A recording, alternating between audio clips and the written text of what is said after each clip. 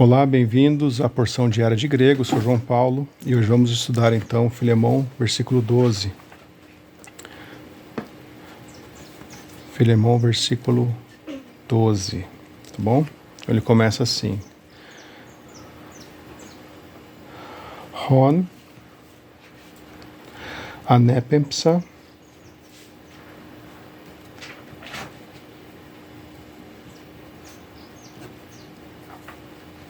soi auton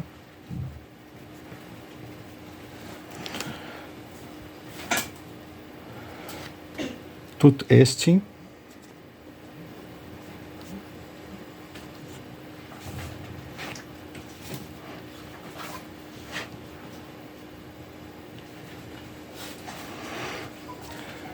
ta ema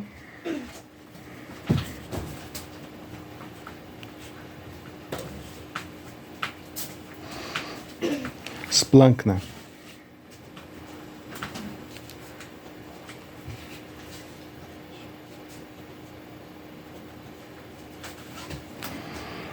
Tá?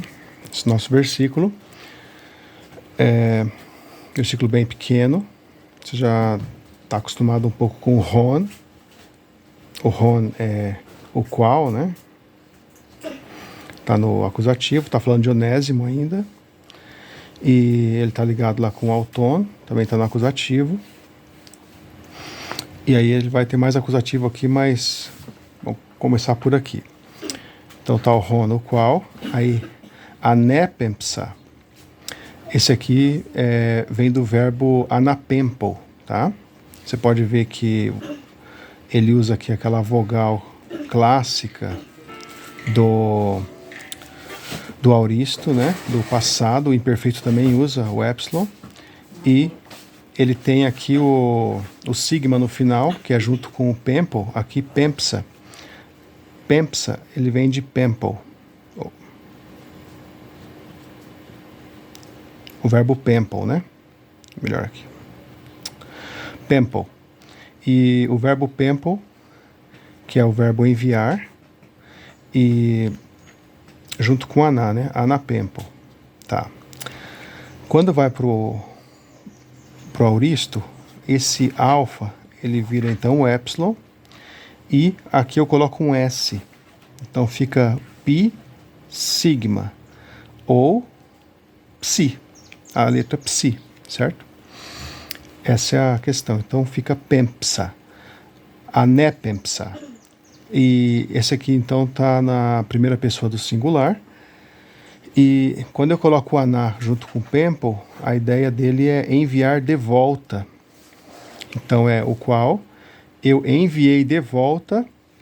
Aí aqui o soi, que você já sabe, é o para você, né? A ti, no dativo. É o qual eu te enviei de volta. Auton é um pronome que é, na verdade, ele mesmo, ele, né? Ou simplesmente o, e ou no pronome, né? Pronome oblíquo. Então, o qual eu enviei de volta, e quando eu coloco o auton aqui, você poderia traduzir como pessoalmente, em pessoa, né? Não precisaria ter o auton aqui. Aí ele vai dizer, ó, tut estin taema splankna. E tut vem de tuto, né? Tuton. Mas ele coloca aqui, então, esse símbolo. Simplesmente essa apóstrofe aqui é só para resumir, para abreviar. E, na verdade, é uma coisa ligada, né? É como se fosse uma palavra só, tut estin.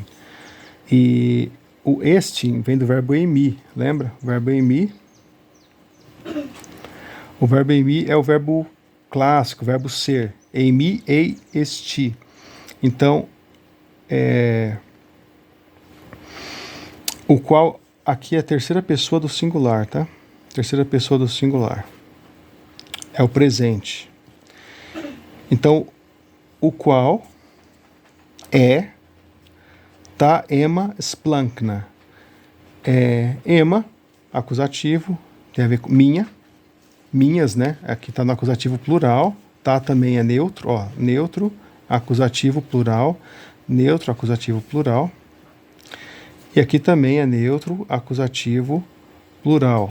Então ele está falando de uma coisa só aqui, ó. Taema splankna. As minhas splankna. Splankna é uma palavra interessante, que ela significa literalmente intestinos, né? O splankna é intestinos, mas geralmente ela tá ligada, dependendo do contexto, a uma coisa mais figurada, como a parte interna do homem, todo o interior dele, e alguns lugares na nossa linguagem, no português, é muito claro a ideia de coração. Embora coração seja cardia, né? Recardia, o coração. Embora o coração seja cardia, o coração como o objeto anatômico, né, do corpo, o órgão, o splankna também pode ser traduzido como coração, mas num sentido mais emocional. E quando é literal, é intestinos. Quando Judas foi e caiu do penhasco lá, os seus splankna, né, splankna dele se espalharam pelo chão, né? Então isso aqui, claro que aquele sentido não é o sentido figurado, mas aqui é um sentido figurado.